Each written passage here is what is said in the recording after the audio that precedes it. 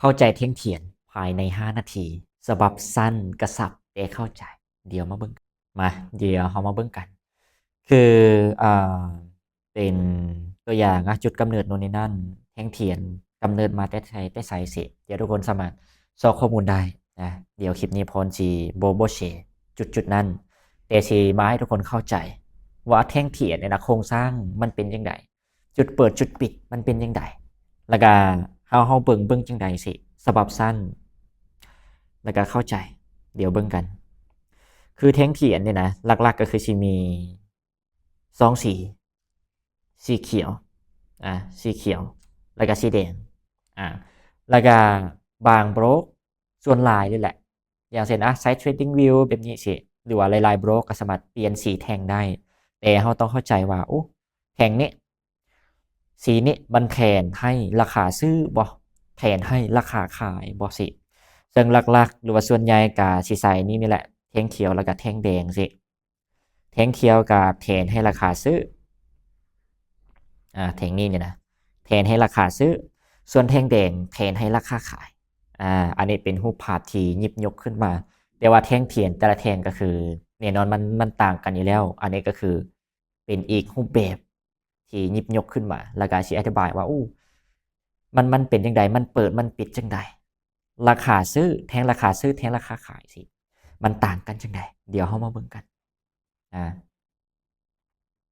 อ่ะอันนี้ก็ละเอียดเลยเพราะว่าได้บอกจุดได้ขีดได้แต้มบอกจุดละเอียด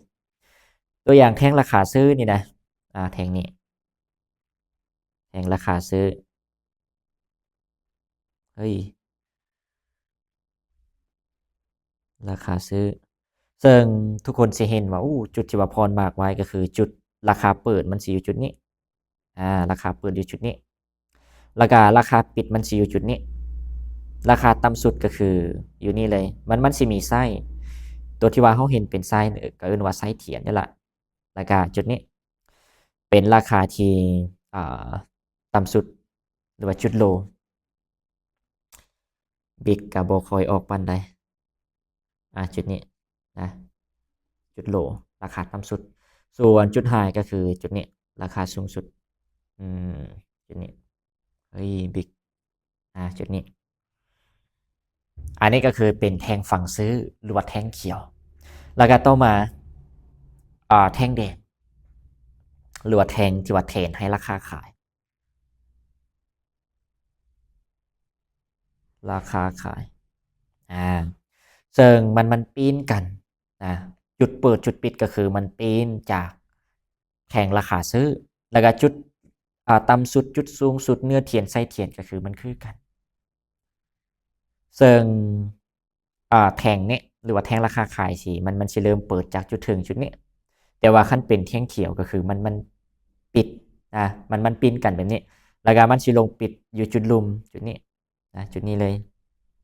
ราคาต่ำสุดราคาสูงสุดคือกันเนื้อเทียนไส้เทียนอีหยังคือกันอ่าเดี๋ยวเรามาเบิ่งอีกภาพแล้วก็พรสิอธิบายอีกครั้งให้ละเอียดอันนี้ก็คือแท่งบ่ายแท่งราคาซื้อจุดเปิดก็คือมันสิเริ่มเปิดจากจุดนี้หรือว่าเอิ้นว่าจุด Open ซึ่งมันสิไปปิดอยู่จุดนี้จุดปิดอยู่จุดนี้อันนี้ก็คือสิเป็นจุดโลราคาต่ำสุดอันนี้สิเป็นจุดไฮราคาสูงสุดส่วนนี้ก็คือสิเป็นเนื้อเทียนอันนี้ก็ไส้เทียนอันนี้ก็ไส้เทียนแชร์แบบว่าเป็นฉบับมือใหม่อีหลียังบ่ทันฮู้หากก็เข้ามาหากก็เริ่มสิก็หวังว่าฟังคลิปนี้แล้วก็สิเข้าใจว่าแท่งเทียนมันเป็นแบบนี้เป็นแบบนี้สิเนื้อเทียนไส้เทียนจุดเปิดจุดปิดสิเบิ่งจังใด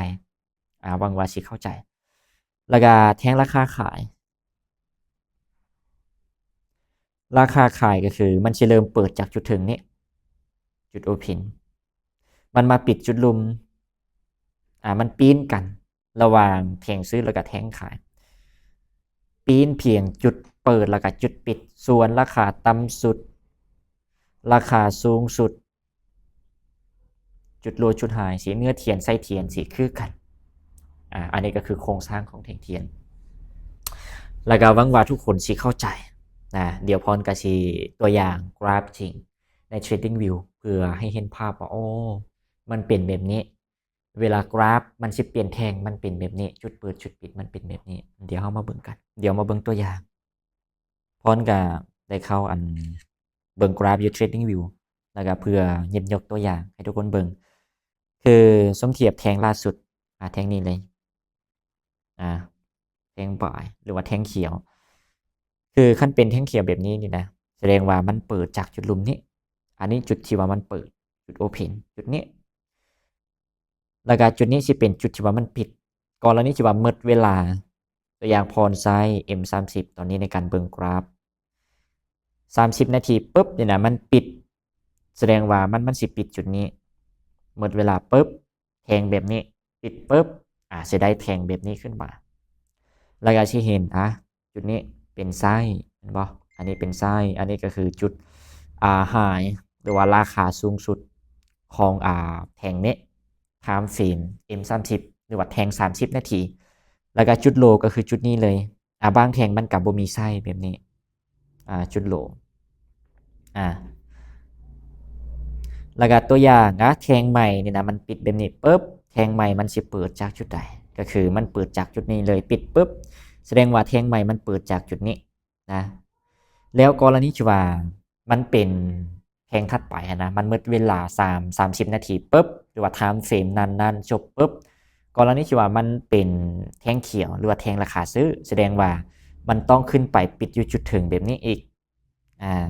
แบบนี้อีกนะปิดจุดนี้อาจจะมีไส้แบบนี้แล้วกรณีที่ว่ามันเป็น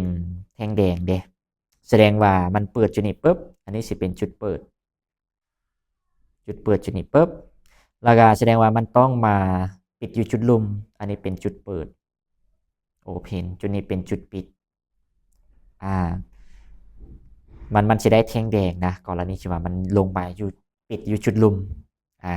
อันนี้ก็คือตัวอย่างเดี๋ยวเรามาเบิ่งกราฟปึ๊บเห็นบ่อันนี้ตัวอย่างแทงนี้แทงล่าสุดแทงนี้บ่แม่นแทงล่าสุดแทงนี้เลยสิสังเกตเห็นว่าโอ้เวลามันปิดแทงที่ว่าเราอธิบายมาหรือว่าแชร์มันยิบยกตอนต้นแล้วนะมันปิดจุดนี้ปุ๊บเห็นบ่แล้วก็แทงนี่นะแสดงว่ามันต้องเปิดจุดนี้แล้วก็มันขึ้นไปปิดถึงเหนือจุดที่ว่ามันเปิดแสดงว่าแทงนี้นะเป็นแทงราคาซื้ออันนี้ก็คือตัวอย่างแทงเทียนราคาซื้อหรือว่าแทงเขียวเดี๋ยวเราสิมาตัวอย่างแทงราคาขายเดี๋ยวเอาช่วงลังก็ได้เสร็จนี้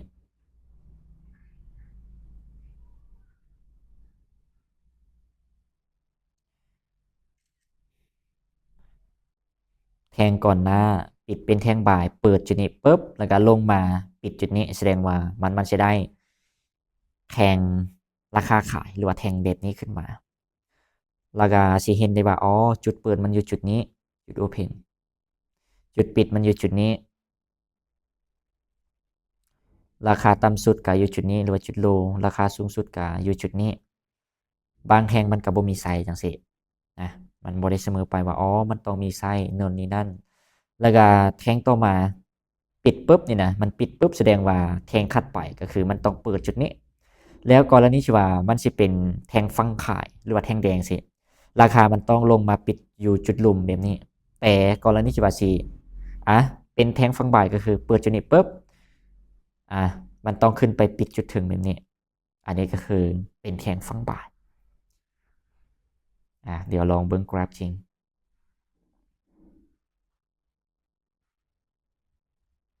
บ่จุดนี้แสดงว่าจุดแทงที่ว่ามันปิดต่ำกว่าราคาที่ว่ามันเปิดสิเปิดจุดนี้ปุ๊บสังเกตแทงนี้เปิดปุ๊บลงมาปิดแล้วก็จบแทงแสดงว่าเขาจะได้แทงราคาขายแบบนี้อันนี้ก็คือเป็นตัวอย่างแล้วก็หวังว่าทุกคนสิเข้าใจนะในสิ่งที่ว่าซื้อไปก ก็อธิบายในเชิงที่ว่าก็รู้สึกว่าคันเป็นมือใหม่สมเทียบคันเฮาเป็นมือใหม่ก็น่าสิเข้าใจ ส่วนผู้ใดที่ว่าฟังไปแล้วบ่ทันละเอียดบ่ทันเข้าใจสิก็สิคอมเมนต์เข้ามาเดี๋ยวอาจสิเสริมให้หรือว่าสามารถคอนแทกหาแลกเปลี่ยนกันได้